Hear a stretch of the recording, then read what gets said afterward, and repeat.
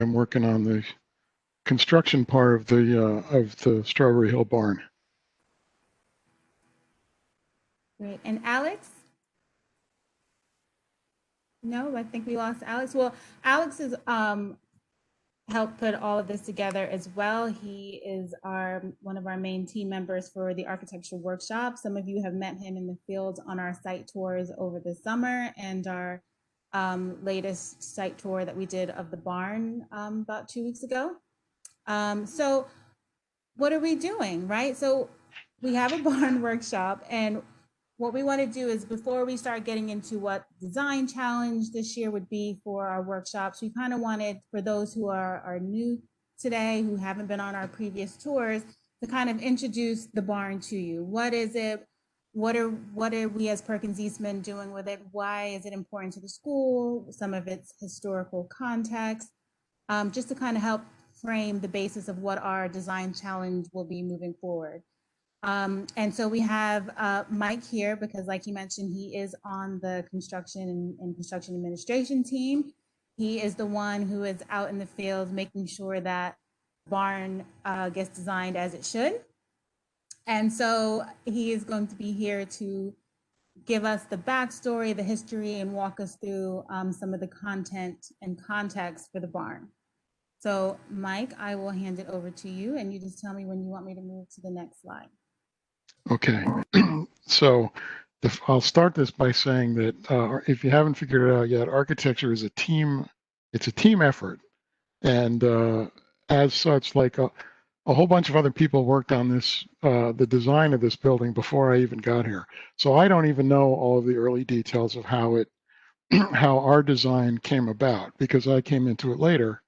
Once it started construction. If you guys know the area, you know that the Strawberry Hill School we did an addition on there and have renovated the old building there as well. So I've been working on that for the last couple of years and I inherited this as part of that project. So this building is old and I don't even remember how old it is. It's like 1825 or something that it was built. It might say on the next slide. So why don't you go to the next slide? I'm going to, read along with everybody else. Okay, so this is the whole site. You can see the old 1925 building up there in the upper right corner, the sort of brick building it was built as a Catholic school in 1925, and the city bought it, I don't know, 5 years ago, and decided to make it into a new elementary school. So the big block, I'm looking in the upper left corner. Um, the big blocky thing, the barn is all the way to the right there. The big blocky thing is what we call Building C. That was built in the 50s, and that has like a sort of a big sort of auditorium / gymnasium thing in it. We're turning it really into what we call a multi-purpose room. It's really sort of an auditorium. Then there's the classroom building in the middle, which was the original Catholic school building, and that is also going to be classrooms, art rooms, et cetera, et cetera. And then the big thing on the left is an addition we did, which has a new library, new classrooms, a gymnasium, a cafeteria. That really, that's really the where the really good new stuff is. Although it's all good. Anyway, so you see the barn over there to the right. The barn was the only building on this site going back 200 years, and it remained there for forever. Even when after the archdiocese bought it and built the Catholic school, they left the barn there and they used it. You can go to the next one. I think we'll start to see pieces of the barn and how it was put together. The barn has had many different lives. It started out small, and its current size, what you see now, is about double what it originally was. It was added onto it at a couple of different stages. It was used for animals. It has this funky little basement that had little animal cages in it that were used at some point. In the 70s, it was actually turned into like a little summer theater thing. That was what it was most recently used for, probably up into the 90s. And then it was just sort of abandoned and left to sit there. So it's got all these different bits and pieces from really 200 years of construction. Anyway, so the blue, obviously, that's the entire lot. The barn is the little yellow guy right under the R from Strawberry Hill. That's the barn. And where it says Broadway, that's roughly where the bigger buildings are. Fifth Street goes across the top, and Strawberry Hill goes up and down the page on the right. So go to the next one, please. Yeah, so here we are. So this is the original, this is from probably, well, it says at the bottom, 1922 and 1963. This is when it functioned as a Catholic school. And you see the Star Barn.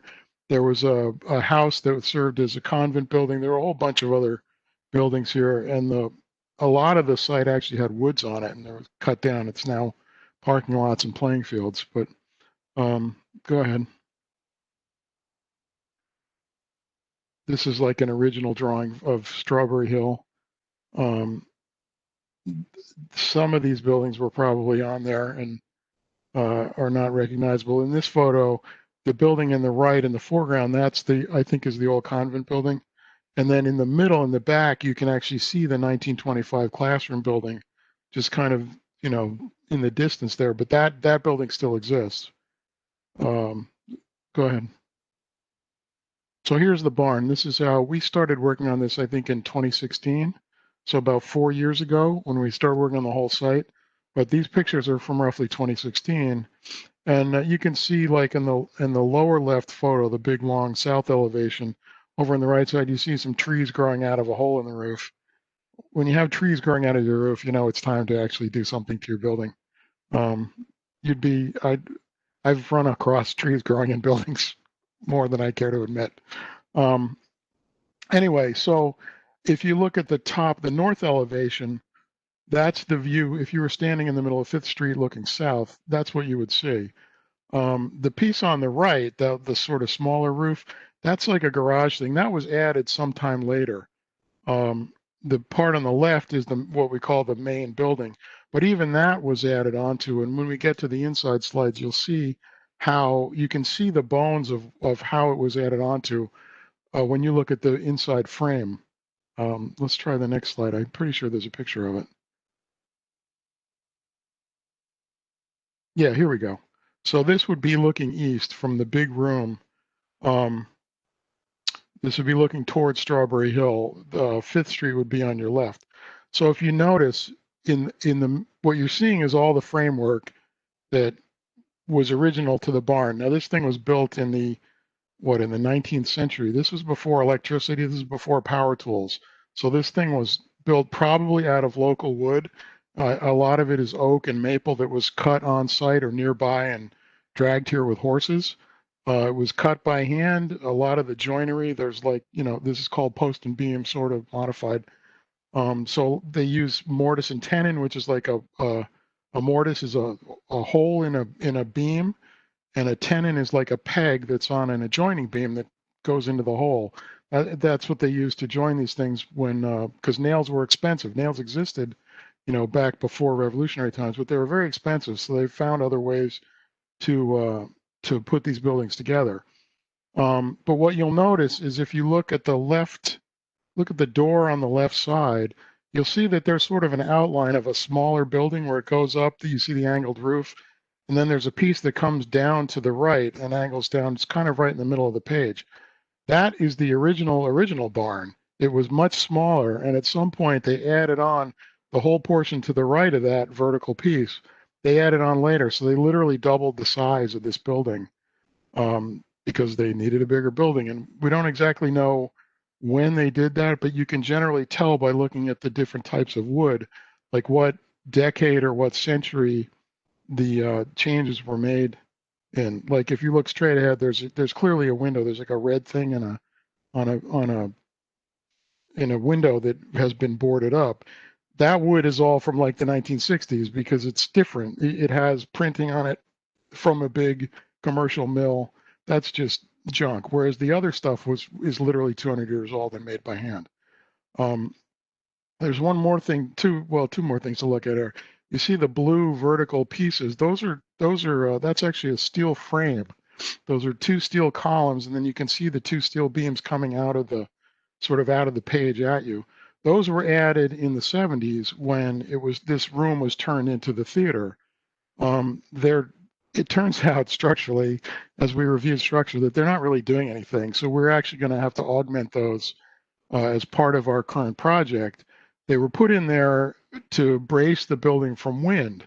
If you think of it, it's really, if you think of what this building is, it's a house of cards, right? It's just a series of planes that kind of lean up against each other. And you can take a deck of cards and recreate it. And of course, you can blow on it and knock it down.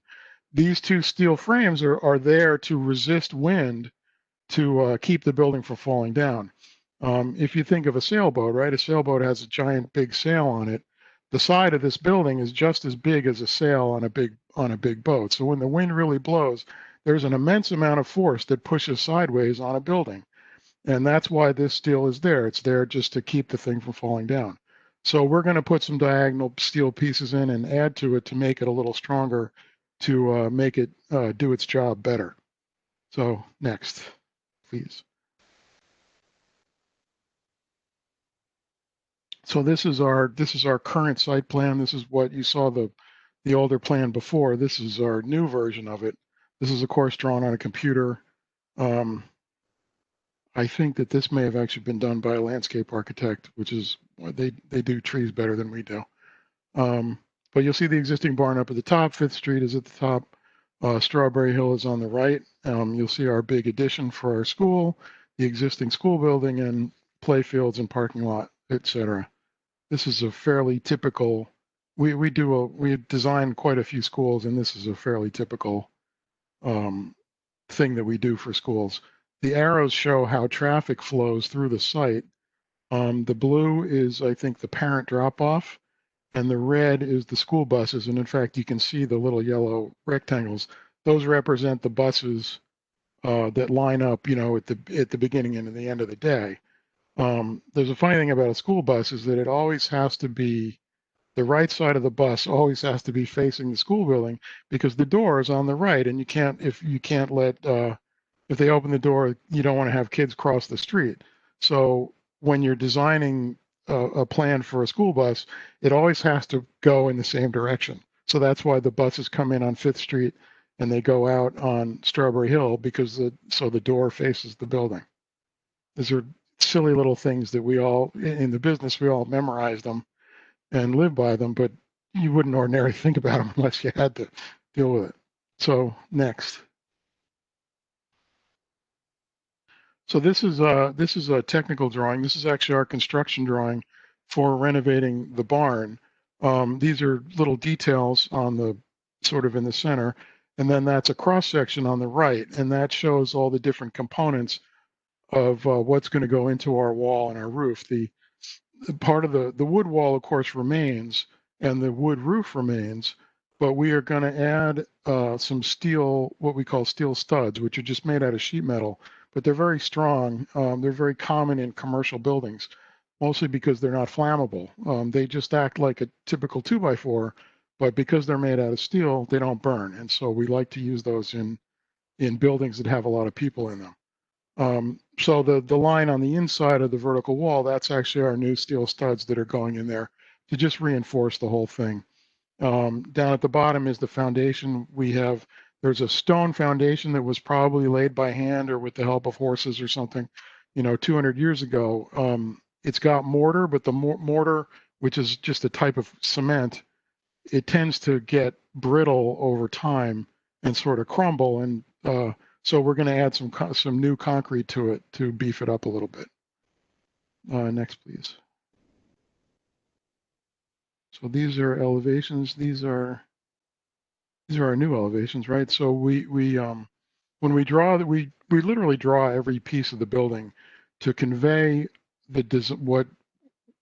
convey our design to the contractor, right? So we draw pictures of it.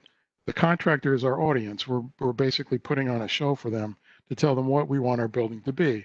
They read them and they interpret them, and then through what we call shop drawings, which is they draw shop drawings, which is sort of a reinterpretation of what we drew. They give it back to us, and we compare the shop drawings to our drawings to make sure that they're pretty much the same.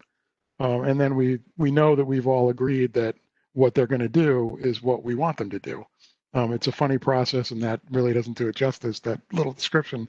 But anyway, it all starts from us doing our design drawings, which is what this is all about. Next, please. Yeah. So here are our floor plans. So on the right, funny thing about drawings is that even though English reads from left to right, our drawings almost always read from right to left. And that's generally because the drawings are stapled on the left side. So when you open them like a book, which means you always look at the right side of the page first. And that's why we do it from right to left. So you'll see that down at the bottom, each of these drawings is numbered 1, 2, 3 from right to left. And that's why we do that. There's sort of a joke that if you put stuff all the way over into the left, the contractors never open the drawings far enough to read the stuff that's in there. So Dominique is laughing because it happens on every job. So anyway, what we draw here, these are floor plans, right? If you took the building and cut it horizontally in different layers horizontally through it, this is what you would see. You'd sort of cut through the wall. So we've got the foundation or the basement at the bottom, and then in the middle is the construction floor plan. That's that main room that you saw. Plus, we've added some bathrooms and a little pantry and storage and stuff. And then the one on the right, that's actually demolition plan. That's what's existing that we want to have removed. We also have like a roof plan, and there's a little loft above the toilets here that we have on another plan as well. Next. So this is a furniture plan. Furniture is often done separately. It's sometimes even purchased separately on a big construction project like this for, I'm not actually sure why, but it is because contractors, different suppliers provide different things and they have specialties, and furniture is kind of a specialty. So this is our plan with all of the a possible furniture layout drawn into it. Next, please. So this is actually a little low, but this was our cost estimate that we did back in 2016. The actual cost is, I think, about 2.6 million. So we were about 300,000 off. But between 2016 and 2020, inflation has happened, which means the prices have gone up slightly. They actually fluctuate quite a bit. If just with COVID recently, lumber prices have gone crazy just in the last 3 months. And that's something, those are market forces that you try to plan for, but a contractor or an architect cannot fully plan for it. So that's why this number is a little low from, in 4 years, that's how much prices have gone up. So next, please. Oh, this is a presentation that was done for the school board last year. So this is just us telling them what we're going to do next. We gave this presentation about a year ago before construction started, and these were the next steps. We're now into construction number 3. We've already done the other 2. So that's it in a nutshell. That's great. Thank you, Mike. Do you guys Sure. have any questions? No? Any at all? Sometimes I know it's a lot to take in, especially if you're not familiar with like a drawing set, or if this is your first time, being walked through one. So we'll definitely have like this available for you guys to kind of look through on your own and put your eyes on it again. Um, but yeah, so that's how we handled the barn, and what we were designing it for. Um, Mike, can you tell us a little bit about where we are with the construction of it now? I know we went and did a site tour of it. So from your end on the CA team. It's fairly early. They really just started in August. I know that last slide said they started in February, but that is not true.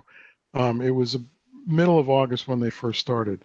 So when construction starts, there's usually this period of like startup, which is mostly paperwork. The contractor has to order materials and they have to hire subcontractors. Like I don't know if you guys know, but generally construction is broken into specialties for the most part. So there's like an electrician, on the job, and there's a plumber, and there's like a roofer, and there's a concrete guy, and it can be split up into 15 different sort of subcategories. And there's usually one guy called the general contractor who oversees the whole thing. Um, a general contractor doesn't always do all that work. You know, they may not own like a backhoe or a bulldozer, so they hire what's called a subcontractor, which might be like a site, what we call a site guy, who does the digging and the site preparation because they own the equipment for it. And likewise, you know, an electrician, that's a specialized field as well. So they hire subcontractors. So in the early part, that's generally what they're doing is sort of ordering things and hiring subcontractors. And they're also submitting shop drawings to us, as I mentioned before. There's a drawing thing, and then there's also a product thing where if we tell them this is a public school, right? So it's funded with public tax money. And there's a thing that says we have to, when it's bid, we have to give everybody a fair shot. So we can't say, you know, you have to use a certain type of or a certain brand of roofing. We have to say that you can use any one of these three or four that are kind of equal. I can't think of a good example of what that might be. Like, you know, Coke and Pepsi, right? They're kind of the same, but they're slightly different. But if you had to, if you liked one better and you had to drink the other one, you could live with it. It's sort of like that. And we have to, if they give us Pepsi and we wanted Coke, it's close enough, and we have to say that because it's public money. If it was a private job, if it was private, it was just individuals building it, then you can be a lot more specific. But that's how public work works. So they will send us a paperwork that says we're going to use Pepsi on this job, and we have to say, all right, but don't put any ice in it, or you know, whatever. We may get picky about it, but that's sort of how the process works. And then once all that stuff is done, then they start to show up. Then they actually send workers to the site. They first clear it. In this case, they had to cut down all those weeds and get all the junk out of the way. There was still quite a bit of like just debris inside the building. So they cleaned it all out. They cut out some rotten parts. And what they're doing now is doing a lot of that shoring with the wood. They're adding new framing materials. It still looks kind of like that one picture on the inside where you can see the framing. It still looks like that. But they are slowly but surely fixing the broken pieces and adding on to it. They're going to start doing some concrete next week. They actually have to run an electric line underground across the field from the main building. So they're going to dig a big long trench and actually put in a conduit which will have wires in it that'll connect the two buildings, stuff like that. And then once the concrete is done, then and the framing is done, they're going to paint the outside. They're going to put a new roof on, and they'll start doing interior finishes and run plumbing, and you know, our bathrooms and stuff are all new, so they have to put in pipes and wires and lights and everything for that. And in about 7 or 8 months from now, they'll be done. Which Hopefully. is gonna be, yeah, hopefully. Yeah, there's always, you know, little things always come up in the foundation work. When they started digging, they found things that we didn't quite expect. So we in the process, the architect stays involved because we have to change our design a little bit to allow them to proceed if they run into something that's not quite as expected. Right. And then we also have that historical um, layer to it where we have to keep existing materials, like it impacted how they're going about restoring the barn. Um, yeah, I on our walkthrough we saw piles of like uh, of the outside wood just in a pile because it had to be stripped from the lead paint and then Yeah. put back in place. Yep. So, you Exactly. know, think of Yeah. doing that versus knocking it down and starting it over. Yeah. And we before we started, we debated quite a bit about whether it was worth the effort to do that because when you in a construction project, there's two major costs. There's the price of wood and materials, but then there's the cost of the person actually doing it. You have to pay them X amount of dollars per hour. So in something like stripping wood off a building and scraping and painting it, that can get very expensive because it costs a lot to pay the guy to do it, and it might be cheaper to just go buy a new piece of wood. Yeah, but in this case, because it's historic, we're not the state has a historic preservation department, and they reviewed this project and they sort of told us what the rules are, and how we have to go about. So that's why we're reusing things that ordinarily it may not, even though it, from a like an environmental standpoint, it's good to reuse stuff, but from a cost standpoint, it's sometimes cheaper just to throw it away. Mm, definitely. Well, thank you, Mike, so much for the My pleasure. presentation. Definitely appreciate it. Sure. Not even a single question. Well, I'm That's gonna, good. That's I'm how gonna, good I'm you were. gonna, yeah, exactly. I don't know about I need to help us that. think through it. I have a question. Okay, go ahead. So as students, what is our role in helping out with this project? Great question, and we're going to get into that. So I'll give you the short version of it. So this is basically what we did, right? This is what the school requested of us. They wanted us to design the basically a multi-purpose maker space for the barn for the school and the community to use. So our design challenge is, what would we do differently? How would we, as a new project team, and we all make up this new project team, how would we design it, and what would we design it for? And so we're going to be going through the steps and the processes of design and programming, and setting our own project team goals to come to this new design conclusion. And it'll encompass interiors, furniture, even landscaping, and construction documents. And I saw that there's a comment in the chat that says, would I learn more about blueprints and contracts so I can understand it more in the nearby future? Yeah, I mean, I think that's great. I think we're here today really to kind of decide what our goals are for the group. So if this is something that you're interested in learning more about, like how to draw, what platforms should you be drawing on, we can pull up, we can do those sessions and tutorials. We can teach you what goes into contract documentation. And then we can also pull up sample contracts. And they go from being some of the more simpler versions when you do like just an interiors project to the very complicated, like thick set of contract documents when you get into a school. So we can definitely review all of that. This is really about what it is that you guys are interested in and how we can help bring and gather this information for you. Can I add a little to that? Yeah. The thing, blueprints and contracts go together. A contract is basically it's a deal between two people, right? So if you give me $5, I'll go buy you a Big Mac and I'll deliver you a Big Mac, and that's a deal, right? And we shake and we go do that. So we can write down, we can write it down and say on such and such a date I will go do that. That's really what our drawings are. Is they represent a deal between and there's three people involved. There's the owner of the building, the contractor, and the architect. But that it represents a deal. We're going to draw this thing, and then the contractor is going to read that, and then they're going to build this thing, and that is literally a legal contract. And so if somebody deviates from the contract or makes a mistake or whatever, then there can be lots of disagreements about who paid for what or what happened. But blueprints are the thing that defines the contract and defines the deal.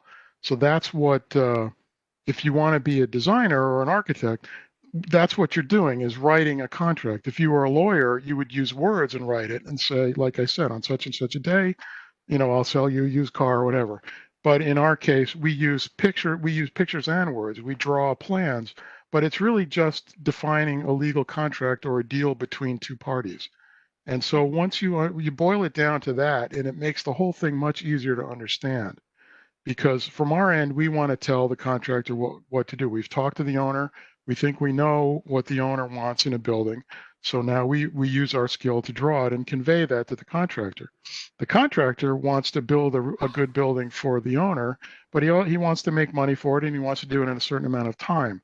So everybody has a slightly different angle or a slightly different desire in the deal on what they want out of it. But that's really what blueprints and contracts are, exactly that. So does that help at least define what they are?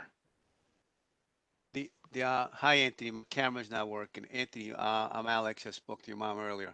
What the other thing we're trying to do is, at the same time that we see the actual construction of the barn going on, we also want to be able to kind of guide you guys through in the process of how to do it. So we want to show you about, it's a historical site. What is those requirements for us as a designer require for us to stay within those boundaries of the historical society? And at the same time, we have the other boundaries of zoning and all stuff. Where can we put it? So one of the hands-on project for the students is if you have the opportunity to be involved and design this different with maintaining the barn look, what would you do different? So with our guidance in the seminars that we want to do in the field conditions we want to take you to, we want to also begin to kind of see if we could guide you to how to design or how to proceed in creating the same barn, but it will be Anthony style, not the way Perkins Eastman did it. Okay, cool. Thank you guys. Mhm. So, Thank you. Do we have any more questions on the barn package? If not, we'll move into, we have a couple more items before we wrap up on this call. So if there's no other questions on the barn, we'll just keep on going. is there gonna be like a time or where we get to like see the barn, or because of COVID we can't really do that now? Oh, no, we're definitely doing COVID approved social distance site tours. We've We we've have done people two on the already. line. Mhm. We've done two trips already. So in conjunction with Mike, who's the construction administrator for Perkins Eastman, we're also pairing up with the Dominic, who's part of the school district, and we set up field trips so we could see the progress. And I'm saying, when I said before, you're going to have a hands-on designing your own, but you're also going to see a hands-on in how it's being done physically. So you get to see both and see how you could, because myself, I learn more from the field than I do in the office. Mhm. Yeah, Cool. right now it's pretty wide open too. So Right, right. it's like being outside. But yes, Anthony, you will be able to go on and do field trips, and we have other type of constructions like residentials. We have corporate interiors. We have just other type of facilities that we do as a firm and in association with other uh, general contractors that allow us to use their site to teach you guys and show you different construction types that we do.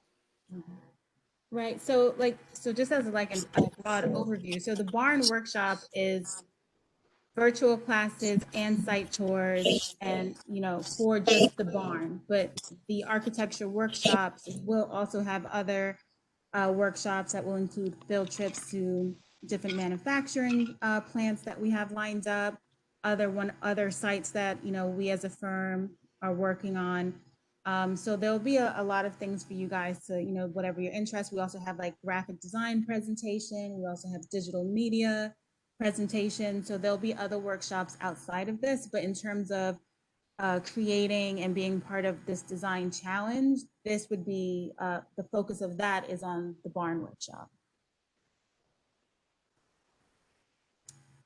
So now that you've heard from us, we want to hear from you.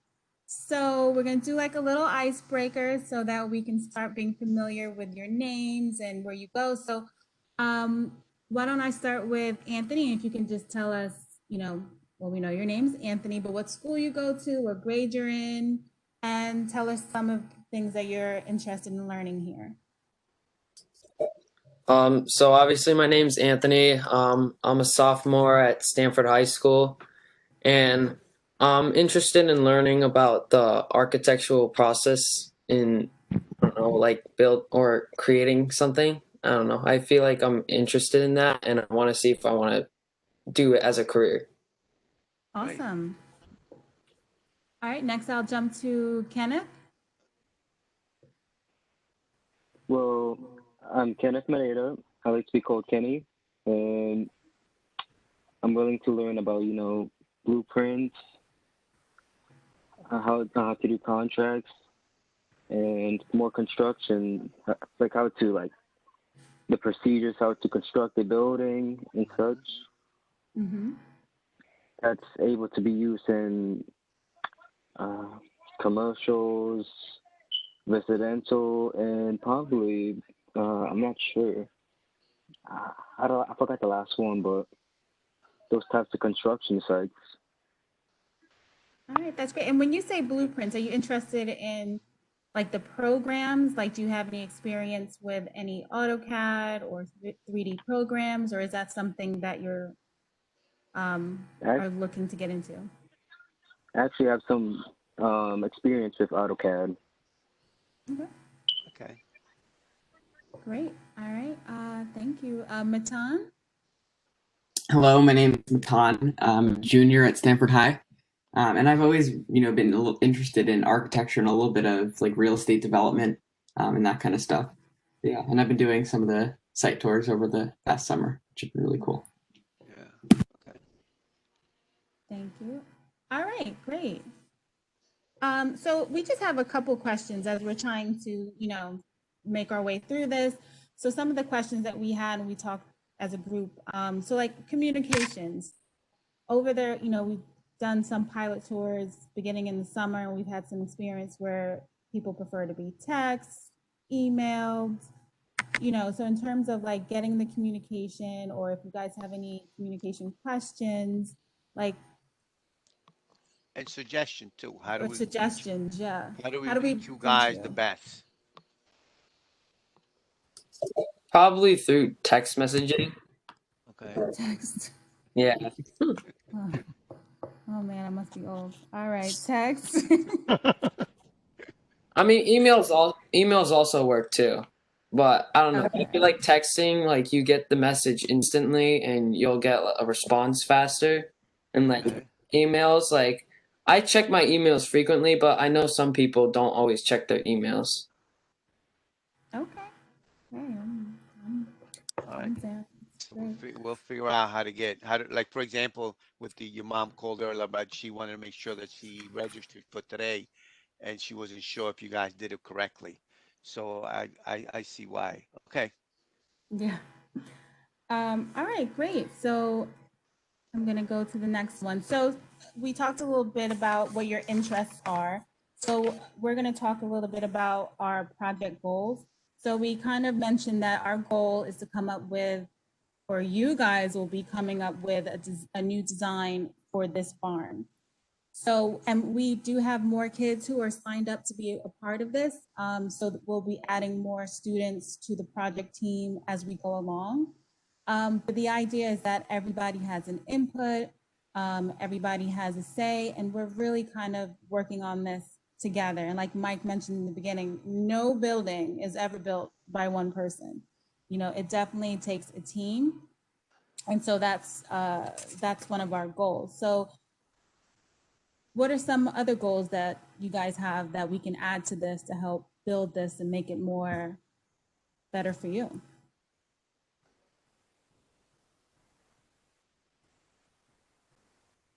Alex, do you have any goals? Well, what part of my part of my goal, one of my goal is to eventually the same way I was brought into the field was a hands-on type of thing, and then that made me make the decision to pursue the architecture part of it. But I Mhm. still, because of my growing up in the construction and storefronts type of thing, I'm still love to have the aspect of being in the field, and that's why I think that I say I learn more from the field because a lot of times we draw it, but the guys in the field gotta interpret our drawings Mhm. and they always have a different perspective of how to interpret it, and that's where the idea of team comes into play because them hands-on, me drawing it, and we're always going to learn from each other. So one of my goals is just continue to learn more and be able to teach more and help whoever wants to learn more, providing that they just gotta want it. So Mhm. we're open to help anyone, you guys, whatever career you're gonna pursue, if we can help you, we will give you we will show you where the rocks are you can stand on. But if we can't, I'm pretty sure that we know somebody or somebody will guide you a different way because we just want to help somebody make it to the next level, whatever their goals are. Yeah, and there definitely will be opportunities for hands-on work. I know we have a couple students who are from the trade schools, and so they're looking for some hands-on experience with the trades, and the city has already agreed to do so. So those will be other activities that we will be working on. Um, and this is a growing list, right? It's ever changing. So whenever you guys have an idea, you have a suggestion, it's just like, let us know and we'll just keep adding, right? So I just want to go over the barn workshop schedule because I know we had a lot of questions in the beginning. So this is just an overview. Now, this has been updated on our website, so you can refer back to it. But being a part of the barn workshop, we're kind of looking for you guys to commit to being able to participate in this schedule. Now, the site tours, of course, will depend on how long we can continue it. You know, God willing, where like no more craziness with COVID happens, but in that event, we are prepared to go virtual site tours, and we have access to having a drone and doing the tours virtually. But it would still kind of require a certain level of commitment to kind of follow along in this process. So I don't know, Alex, I'll kick it over to you if you want to talk about some of our upcoming classes. Like, so right now we're in September, beginning October, and we have a site tour on the 14th for the barn, Anthony. We're going to go to site because there's a progress being made, and as Mike said, they're starting to dig for foundation. They're starting to strip some of the buildings and taking some of the wood outside so they could remove the lead paint. So we're going to start seeing progress in the barn itself, and we go in there on the 14th.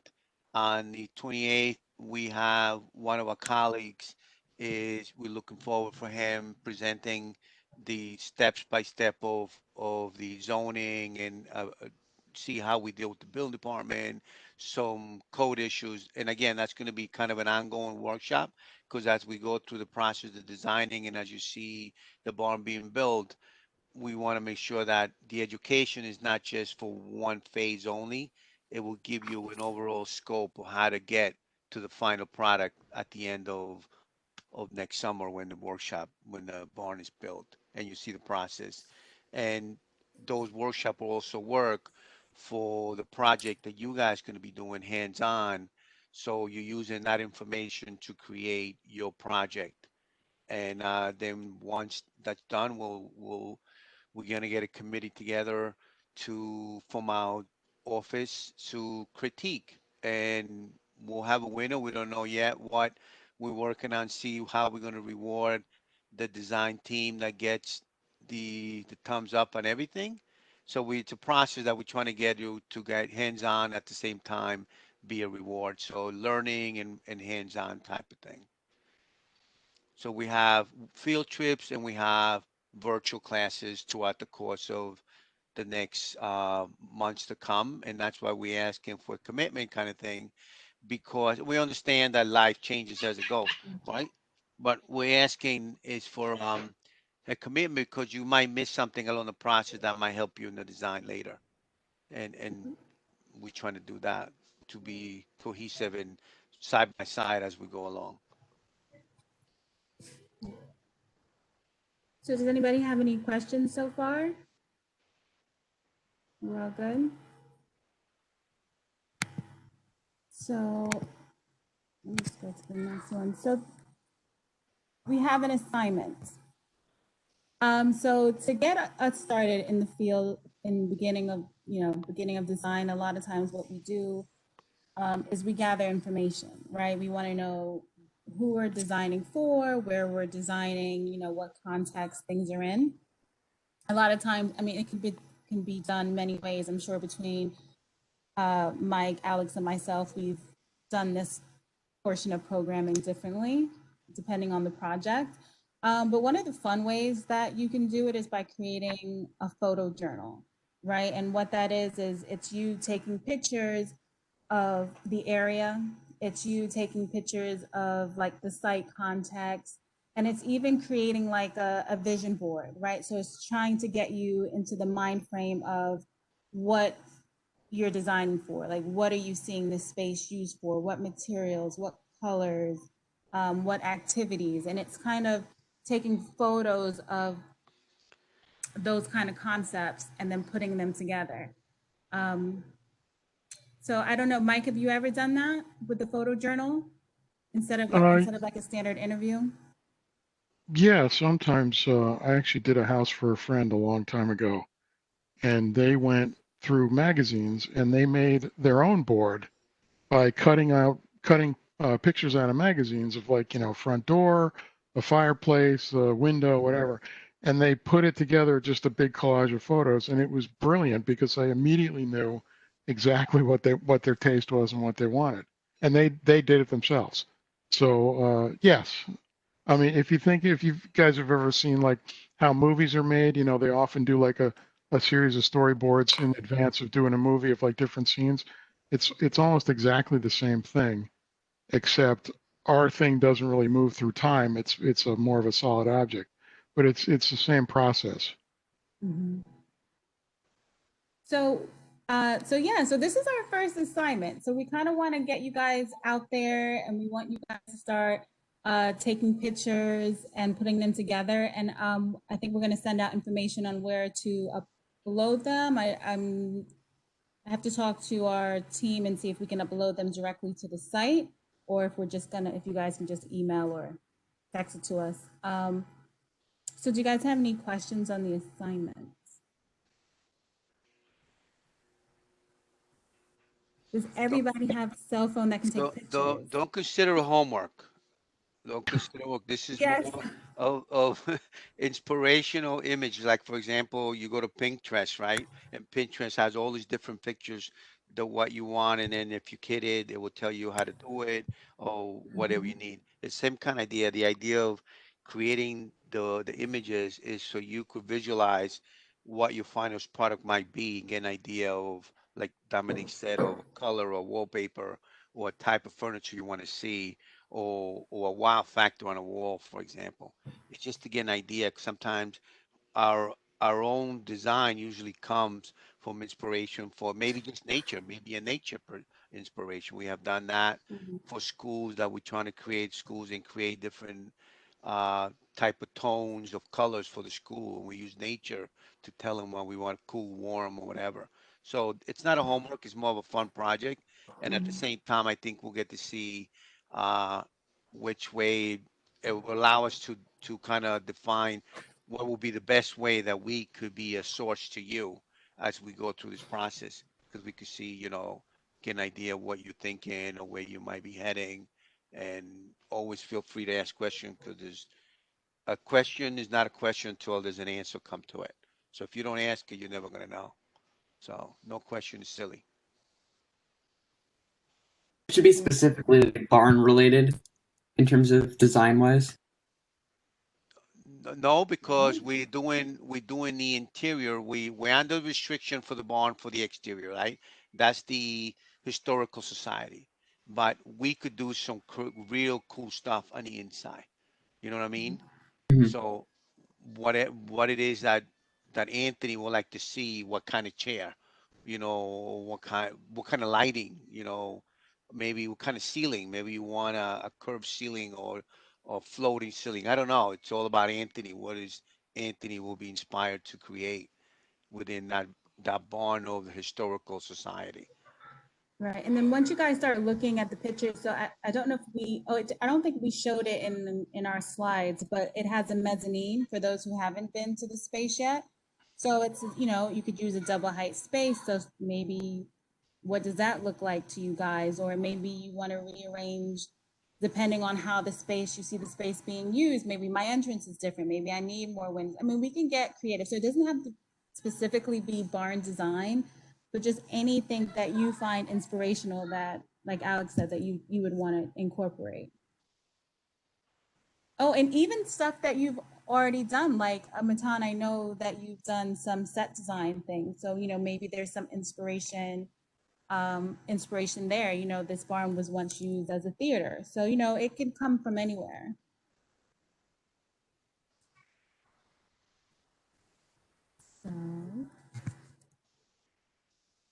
Thank you, guys. That is our first class. So we don't meet again until next month. So like Alex said, it's not a homework assignment, but it's just something to, keep you going and keep this on your mind until we meet again. And we will send out how you guys can get those pictures to us in the coming weeks. And feel free to reach out if you have any questions. If there's anything that you may want to you have an interest in, and we'll try to find somebody or some information that we could pass it on to you. Right. And then also about the forum. So there's other engineers and architects who are also members on the site. And it's also a good place to get, questions answered. So feel free to leave comments or questions in there. And then, we'll definitely have these professionals get back to you. I see there's another question in the chat. Oh, yes, you have a few friends that are interested and wish to join. More the merrier. So registration is ongoing. So you can let your friends know that they can sign up, and they can sign up right on the website. If you have a problem logging in or signing up for some reason, just let us know. Sometimes it locks it out if we're past a date, but we can just reopen it. But yeah, they're welcome to join.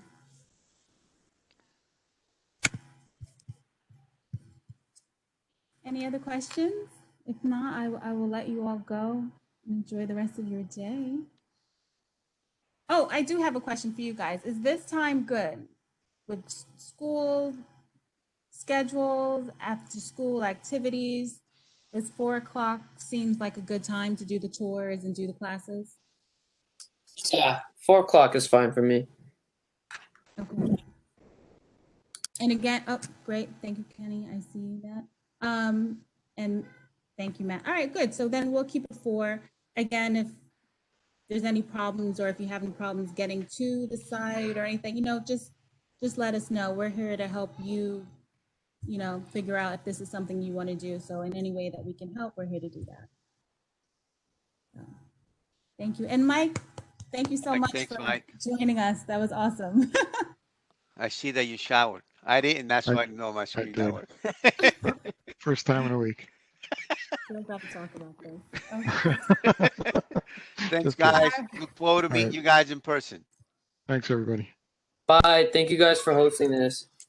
Bye-bye. Thank you very much. Thank you. Thanks.